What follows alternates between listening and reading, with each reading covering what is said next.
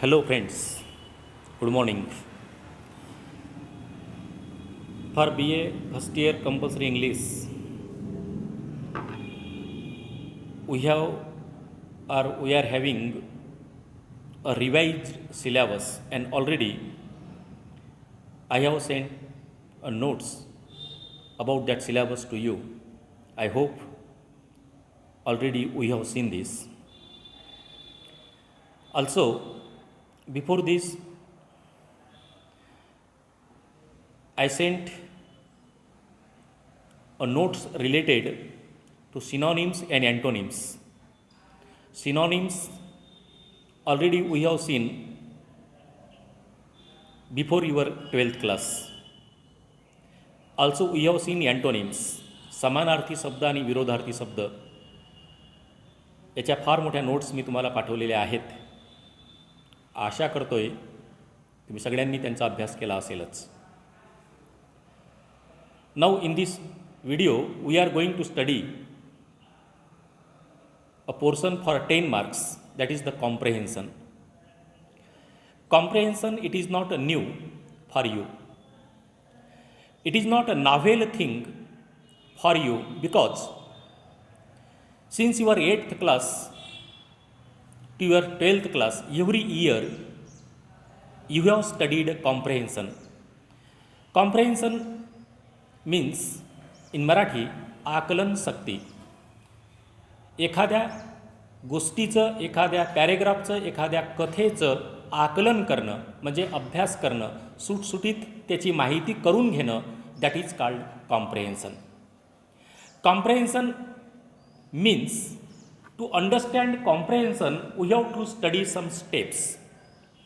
Suppose if any passage is given, we have to go through this passage very seriously, means you have to read that passage very carefully. After reading that, we have to find out the meanings of the difficult words. Then after finding out that meaning, we have to decide the link, what is written in that paragraph or in that story. We have to understand that whole story one by one, means step by step. We have to study that paragraph from first line to the last line. Means whatever the message, whatever the contents, or whatever is written in that paragraph or story, we should keep in your mind very seriously, because after that passage there are some questions. According to our syllabus, one passage should be given in the exam paper, and below that passage some 5 questions will be there. We have to solve that 5 questions. Each question carry 2 marks. There are 5 questions. 5 into 2 means 10 marks. Answers of all the 5 questions already are there in the passage. We have to find out the answers of that particular questions. Generally what happen, what students do, सामान्यपणे विद्यार्थी काय करतात, एखादा passage दिसला रे दिसला, त्याच्या खाली 5 प्रश्न असतात आणि पहिल्या प्रश्नाचं उत्तर पहिल्या ओळीत, शेवटच्या प्रश्नाचं उत्तर शेवटच्या ओळीत, मधातल्या 3 प्रश्नाचं उत्तर त्या सोयीनुसार ते विद्यार्थी सोडवत असतात. But it is not compulsory that the answer of the first question will be remain in the first line. No. Answer of the last question will be at the last of the passage. Always it never happens, and therefore be careful. We should know, or we should be aware of that passage, aware of that story. एखादी कथा, एखादा वृत्तांत हा समजून घ्यायला हवा. तो काळजीपूर्वक वाचा, कठीण शब्दांचे अर्थ शोधून काढा आणि पूर्ण पॅसेज किंवा पूर्ण कथा तुमच्या लक्षात राहील इथपर्यंत ते डोक्यात आणा आणि मगच त्या प्रश्नाची उत्तरं सोडवा. This is what the comprehension. For example, in our families we listen the stories told by our grandmother और grandfather. At that time we listen very carefully that story. If In between, if you are disinterested or less attentive, then the meaning of that story we can't find. घरातलंच उदाहरण घ्या. घरात कधी आजी किंवा आजोबा आपल्याला कथा सांगतात आणि कथा सांगत असताना जर ती आपण लक्षपूर्वक ऐकली नाही, मधात कुठंतरी आपण दुर्लक्षित झालो आहे, मधात कुठंतरी कुठला डिस्टर्ब झाला, तर ती कथा, संपूर्ण कथा आपल्या लक्षात येत नाही. आणि म्हणून जोपर्यंत आपल्याला ती संपूर्ण कथा लक्षात येत नाही, तर खाली दिलेल्या प्रश्नांची उत्तरंसुद्धा आपल्या लक्षात येत नाहीत. And therefore only step is that we have to read that carefully given passage, find out the meaning of the difficult words, mug up the whole passage, and then and only then we have to solve the answers of the 5 questions. Here already I sent 8 passages in this group. I hope you have read it. I don't know what we are doing with these passages, but here I have taken one passage out of this 8. For example, listen here. This is the passage number 8. What he says? Here, I am going to read this.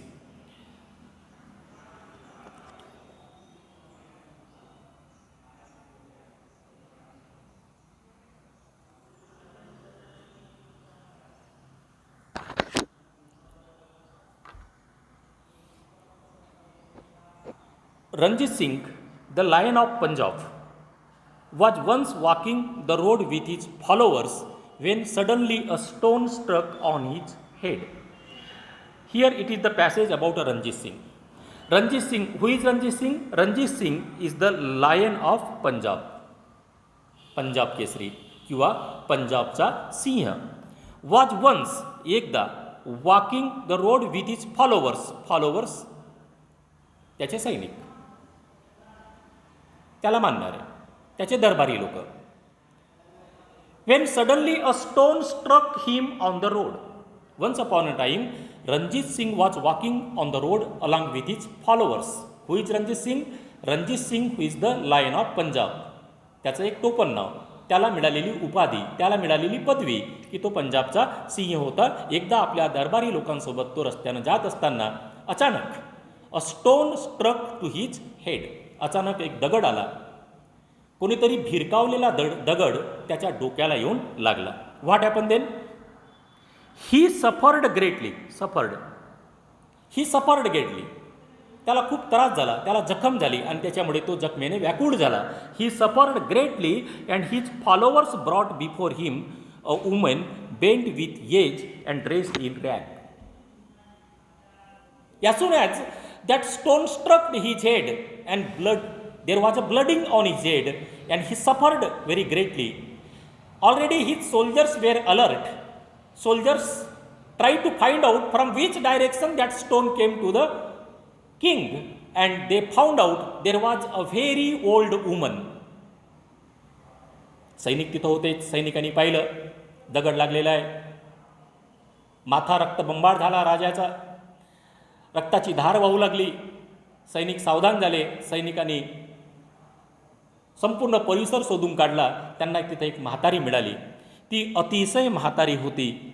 वयामुळे ती झुकलेली होती आणि चिंध्या पांघरलेली होती. She was not only old woman but she was very very poor old woman. अतिशय म्हातारी, खूप जास्त वयाची असल्यामुळं तिच्या कमरेला वाकसुद्धा आलेला आणि तिनं चिंध्या पांघरलेल्या होत्या, इतकी ती गरीब होती. The poor woman was trembling. That soldier carried out that poor old woman and they made her stood before that king. That woman was trembling. Trembling म्हणजे थरथर कापणे, भीतीने थरथर कापणे. जेव्हा त्या म्हातारीला, गरीब म्हातारीला राजापुढं उभं करण्यात आलं, ती भीतीमुळे थरथर कापू लागली. Because she thought that now the king will punish her. ती का थरथर कापू लागली? कारण आपण भिरकावलेला दगड माथ्याला लागला, राजाच्या माथ्याला लागला. राजा आता शिक्षा केल्याशिवाय राहणार नाही या भीतीनं ती थरथर कापू लागली आणि थरथर कापता कापताच म्हणायला लागली, your Highness sed the woman with folded hands. Your Highness, हे राजा, विथ फोल्डेड हँड्स, विनवणी करू लागली, गयावया करू लागली, हात जोडून नम्रपणानं ती म्हणू लागली, my children have been hungry for 3 days. In search of food I came here and saw ripe apples hanging from the branches. I threw a stone at them in the hope of getting 1 or 2 to satisfy my children's hunger, but the stone missed its aim and struck your highness. I am innocent, please forgive me. What is the saying of this woman? It is very emotional and sentimental. What she says? She folded her both the hands and she requesting to the king, my highness, my children have been hungry for 3 days. 3 दिवसापासून माझी मुलं उपाशी आहेत आणि म्हणून in search of food I came here and सा ripe apples. 3 दिवसापासून माझ्या घरात खायला अन्नाचा दाना नाही. माझी मुलं अन्ना वाचून तडफडत आहेत आणि म्हणून ते न राहून, ते न पाहून मी अन्नाच्या शोधात इथं आले आणि इथं मला सफरचंदाची झाडं दिसली, सफरचंद लागलेली दिसली आणि म्हणून पिकलेली सफरचंदामुळे माझ्या मुलांना जेवणाची सोय होऊ शकते या हेतूनं मी एक दगड भिरकावला. पण म्हाताऱ्या वयामुळं, लटलटत्या माझ्या हातामुळं, थरथरल्या हातामुळं कदाचित त्या दगडाचा नेम चुकला आणि तो नेम राजा तुझ्या डोक्याला लागला. पण my intention was not there to throw that stone and struck your head. पण तुझ्या डोक्याला तो दगड लागावा हा माझा हेतू नव्हता. तो दगड मी झाडाकडे भिरकावला की जेणेकरून 2-3 सफरचंद खाली पडतील आणि ती घरी नेईन आणि माझ्या मुलांना खाऊ घालेन, हा त्यामागचा उद्देश होता. पण या म्हातारीच्या थरथरत्या हातानं घात गेला. ह्या म्हातारीच्या थरथरत्या हातामुळे कदाचित तो नेम चुकला आणि राजा तुला लागला. नाव what is the reaction of the king on the saying of this old woman? What she says? Pressing his wounded head, जखमी झालेला माथा. वाउंडेड हेड म्हणजे जखमी झालेला माथा. Pressing his wounded head with one hand, the Lion of the Punjab ordered his prime minister to give the woman several bags of grains and pay her 1,000 rupees. The prime minister stared at the king. What is the reaction of this king? King was pressing his wounded head. एका हातानं जखम झालेल्या जागेवर दाबत त्यानं आपल्या प्रधानमंत्र्याला बोलवलं, आपल्या प्रधानाला जवळ बोलवलं आणि सांगितलं, he ordered his prime minister. What ordered? To give the woman several bag of grains and pay her 1,000 rupees. तांदळाच्या पुष्कळ भरलेल्या थैल्या आणि 1,000 रुपये त्या म्हातारीला द्यायला सांगितलं. हे ऐकून प्रधान आश्चर्यचकित झाला. तो एकटक राजाकडे पाहू लागला. त्याच्या मनात प्रश्न आला. काय प्रश्न आला असेल? यू कॅन इमॅजिन की this old woman struck the head of this king and king is not punishing her in place of he is rewarding with the several bag of rice and 1,000 rupees. ज्या म्हातारीनं राजाला दगड फेकून मारला, राजाला जखम झाली, जखमेतून रक्त निघायला लागलं.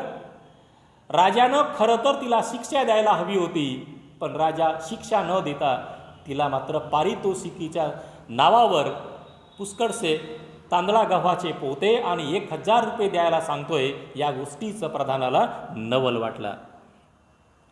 If the lifeless tree give a fruit when struck with a stone, said the king, I must give much more since I am alive and have a reason. How can I punish her? प्रधान जेव्हा आश्चर्यचकित नजरेनं, एकटक नजरेनं राजाकडे पाहू लागला, राजाच्या लक्षात आलं की प्रधानाच्या डोक्यात काय प्रश्न असावा. म्हणून राजा प्रधानाला बोलला, काय बोलला? If the lifeless tree can give a fruit after striking it, जेव्हा झाडाला बोलता येत नाही, झाडाला चालता येत नाही, तरी पण झाडाला दगड मारल्यानंतर झाडाला दगड मारल्यानंतर झाड काहीतरी देतोय, काही फळं अलगदपणे दगड मारणाऱ्याला देतोय, मग मी का देऊ नये? मी तर राजा आहे, मी जिवंत आहे, प्रजेचं कल्याण मी करावं अशी मी शपथ घेतलेली आहे आणि हे कारण पुरेसं आहे. मग मी कसं काय त्या म्हातारीला शिक्षा देऊ शकतो? नव्हे, मी तिला पारितोषिकच द्यायला हवे. This is the passage. And after this passage, I hope that you understood this passage. There are some questions and answers already given. What is the first question? What happened when Ranjit Singh was once walking along the road? You can understand the question first. What happened when Ranjit Singh was once walking along the road? Ranjit Singh रस्त्याने जात असताना काय घडलं? Already we know that. When Ranjit Singh was walking along the road, suddenly a stone struck him on the head. Why was the old woman brought before Ranjit Singh? Ranjit सिंगांसमोर त्या म्हाताऱ्या स्त्रीला का आणण्यात आलं? त्याचेही कारण माहीत आहे तुम्हाला. Already here answer. The old woman was brought before the king because she was responsible for the stone fall on each head. कारण तिनं दगड फेकून मारला होता. भलेही तिनं झाडाला मारला असेल, पण तो दगड चुकून राजाला लागला होता. Then third, why did the woman try to get the apples? Already we know that her children were hungry since 3 days, and therefore in search of food she came there and she threw the stone to the tree to get 2 or 3 apples for her children, in hoping she was trying to get this apple. Did Ranjit Singh punish to the woman? What did he do? Ranjit सिंगानं त्या म्हाताऱ्या स्त्रीला शिक्षा केली का? No. Ranjit Singh did not punish the woman. Instead, he asked his prime minister to give her several bags of grains and pay her 1000 rupees. What lesson did he learn from the tree? झाडापासून आपण काय शिकतोय? The king learned that if the lifeless tree give fruit when struck with stone, he must give much more since he was alive and risen. Such type of question will be there. This is the passage number 8. Likewise, you can study remaining 1 to 7 passage and find out the question and answer already are given there. In exam, which passage will be asked, I don't know, because it is the unseen passage. Any passage will be there, but we have to make the practice of these 8 passages, and after practicing we were aware about how to solve these passages. Till then, okay.